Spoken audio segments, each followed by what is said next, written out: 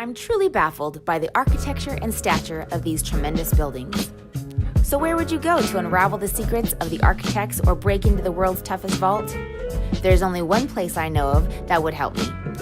So I'm off to Sherlocked, where they offer some of the most breathtaking and unique locations in the Netherlands.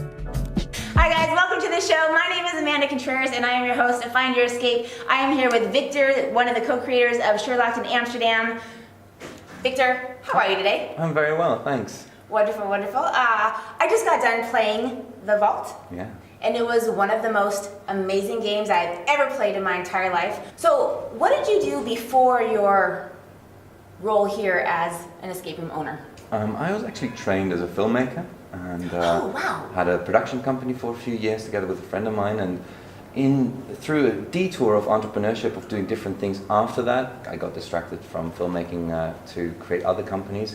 But storytelling and creating experiences then through the format of film, but now through the format of experiences, kind of stayed in my interest field, and that's how I ended up here. Was it your idea? Did you have partners? I do have partners, okay. Yeah, and they're all from different fields with a similar story. Like my one partner is a music producer and a classically trained jazz pianist. Okay. Another is an opera singer. They met at the conservatory. Oh, wow. And another of my co-founders, Pim, he's an architect, and he was actually finishing his studies when we were starting Sherlock. What would you say is so enjoyable about working and owning an escape room? Well, owning one and being involved in the creative process is very exciting, because you can let your imagination run wild to the point of almost impossibility. We try to go towards impossibility with the things we make, as close as possible. And that's a very satisfying thing, because it gives a lot of freedom, and I get excited by things that seem impossible. Sure. Because then when people experience that, they'll be extra riveted, and they'll have some voice in their heads telling them, no, that's not possible. Yeah. And then we're like, yes, we made it happen. Yeah, that's so cool. You know, the reward will be that people come in here and they're like, and that's what gives us a lot of joy in our work. And it's just one of the many things that's great about working or owning an escape room. How did you guys acquire this space? Because the game that I just played was so immersive and so amazing.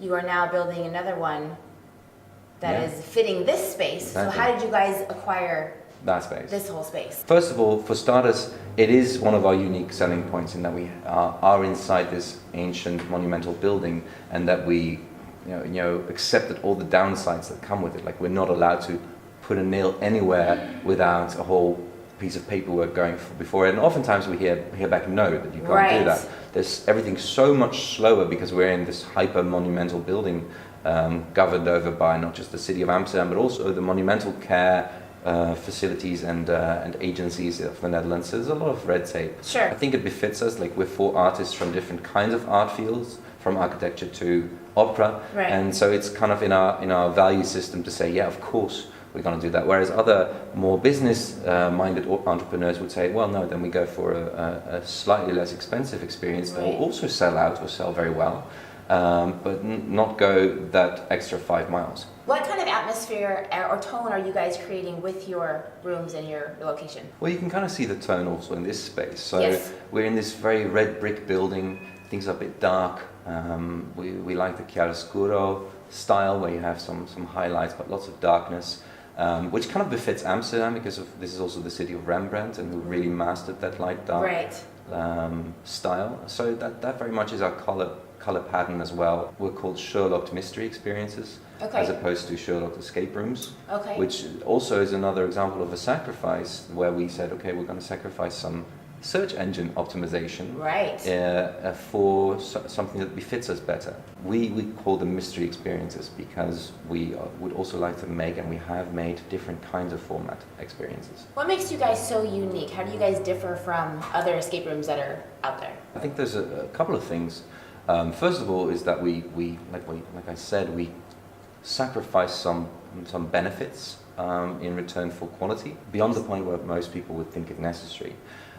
Like, for instance, getting the most expensive location out there, and the most dreary, red tape covered kind of location, with it being so monumental and central, where we don't have as much freedom as we would elsewhere, where we don't have the ability to advertise outside, so we have to rely completely on other forms of marketing, mostly Sure. word of mouth, but you can't see that this is an escape room-like experience from the outside because we couldn't advertise with any signs on this monumental building. Right. So that's one, the location, and two, the mindset of going for the best kinds of things we can make instead of the most profitable ones.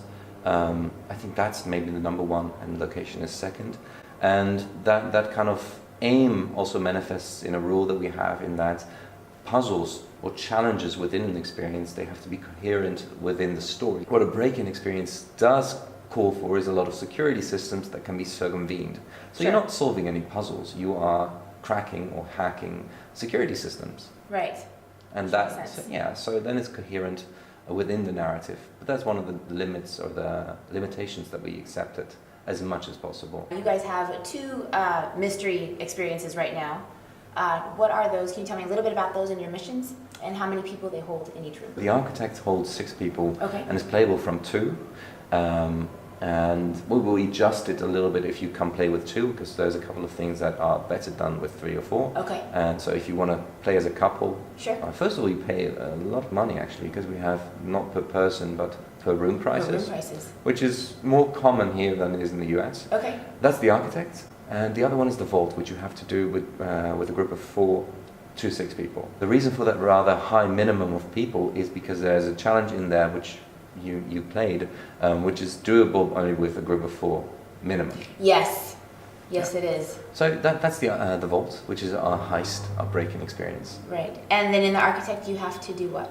Well, you are brought there under the pretense of investigating a room, and then you discover that there's more going on there. Ah. And in the end, if you succeed, you may come away with more than you bargained for. No spoilers, but are you guys working on anything currently? What can we expect from you guys in the future? We are standing in the space that we're about to occupy with a very, very cool experience. Yes, so this is the tower, the old bell tower of the Stock Exchange building. We are right above, like 40 meters above where the vault is. Okay. It's a rather MC Escher-like cascade of staircases here, Right. and we're going to try to make that as interesting as possible in terms of chapters of the experience. That is so cool. But what keeps your customers coming back to you? What would you say they experience from you? I think a sense of wonder, and a sense that they've joined into a real story that they alone are part of. Right. And so that's the immersion. That's the part of really enchanting people into the story, and that really excites people. And second thing is that we don't make a new production very often, so it takes around 2 years to make one. Yes. And so there's a lot of desire to play our new experiences, but we don't fulfill it very often, which also makes people sure Crave that, it. yeah. Do you have any advice for people who are starting their own escape room? Yeah, absolutely. So I like to advise people to look where their passion is. If it's in building, then I would say go for it and really find something that you find unique and exciting. Try to up the game. If you want to join in the scene and want to make your own escape room, improve upon us. Yeah, challenge us, make it better. Go for the really impossible things, and reach out to make something that is better than what's currently out there. Because yes, we'll be challenged and pissed that we've been dethroned. Exactly. But we'll be so grateful that you've upped the game. What happens if you do not escape? So with the vault, a lot of people don't. And we don't talk in terms of escaping, it's succeeding in the mission. Yeah. So 8% of the Vault's players, they succeed in achieving what you have. Yes. And so I wear it proudly. Yeah. And if you don't, then something happens. There's an alternative storyline that gets activated. Yeah. And so you do have a cathartic ending regardless. Right. But I guess your question is also a little bit about, do we show people how it would end? Because that question we get a lot from, especially from American players and Russian players as well. And they're very disappointed to hear that the fiction is closed as soon as the time runs out. Yes. So the dream, you cannot access the dream anymore after the time runs out. And that's a principle that we hold very dear, in that you don't see the fictional reality in a different light than when you're activated and engaged in the experience. And that pissed some people off. They want to see how it ends. It's very competitive in there. I know we had struggle with the safe. Oh yeah, the safe is very challenging. It's very challenging, but it was fun though. We did it, and that's what matters to us. to us as Succeeded. well. Like the safe at the end is an example of one of the downsides of being this monumental building, that we cannot change the safe's difficulty level because it's part and parcel of the building. Puzzle. Exactly, and it's part and parcel of the building. So we would have liked to make that easier, but instead we had to retrain the visitors, and so that's where we came up with this digital game that kind of, it's presented to the booker as a message from your contractor who's hired you as a heist crew, saying, okay, we just discovered that this vault, this end safe is really tricky, but we made a training program disguised as just a normal game on the App Store, but you and I both know that it's actually a real training program. Right. And you can do it, you can use this simulation to up your skills before you do the heist. And so we present that in story, whereas it's actually necessary to have a good experience. Hey guys, that is the ending of our show. Thank you so much for watching. Victor, please tell anyone if they would like to come book in Amsterdam at your location. What is your website? Sherlocked.nl. SHERLOCKED Exactly. .nl. Exactly. Fantastic. So Sherlock Holmes without Holmes, but with ED. With ED. Okay, you guys know where to book. Definitely play one of the games. They are amazing. All the links are down below. Subscribe. You guys know what to do. I will see you next week. Bye-bye. You want to say bye? Yeah, cheers. Bye. Have a nice one. Bye-bye. We're in Amsterdam again with We'll give do it another try. We'll give it another try. I've only had an hour's of sleep. That's fine. We're fine. You could have just gone on. Vincent's is just another form of the same word. And it's unique to the storyline, and people are like, what the hell am I supposed to do with this kind of stuff? And it's very interesting. To watch, I'm sure.